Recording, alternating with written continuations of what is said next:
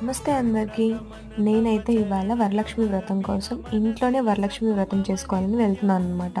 Actually ఇవాళ August 8వ తారీఖు శ్రవణ నక్షత్రం వస్తుందనమాట. వరలక్ష్మి వ్రతంతో పాటు వెంకటేశ్వర స్వామిని కూడా దర్శించుకుంటే చాలా మంచిదని చెప్తున్నారు. సో మీరు గనక వరలక్ష్మి వ్రతం చేస్తున్నట్లయితే వరలక్ష్మి వ్రతంతో పాటు వెంకటేశ్వర స్వామిని కూడా దర్శించుకుంటే ఈరోజు చాలా శుభం కలుగుతుందని చెప్పేసి నేనైతే విన్నాననమాట.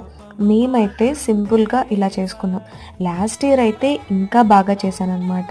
ఈ ఇయర్ అయితే ఇలా సెలబ్రేట్ చేసుకున్నాం. 5 రకాల వంటలు చేశాము.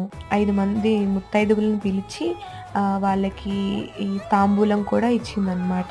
సో మా వరలక్ష్మి వ్రతం అయితే ఇలా జరిగింది. మీ ఇంట్లో ఈ వరలక్ష్మి వ్రతాన్ని ఎలా సెలబ్రేట్ చేసుకున్నారనేది కామెంట్ సెక్షన్‌లో కామెంట్ చేయండి. దీనికి సంబంధించి ఫుల్ వీడియో అయితే అప్లోడ్ చేస్తాను. తప్పకుండా చూడండి. అండ్ అలాగే మన ఛానల్‌ని సబ్స్క్రైబ్ చేసుకోండి. Thank you so much for watching this video.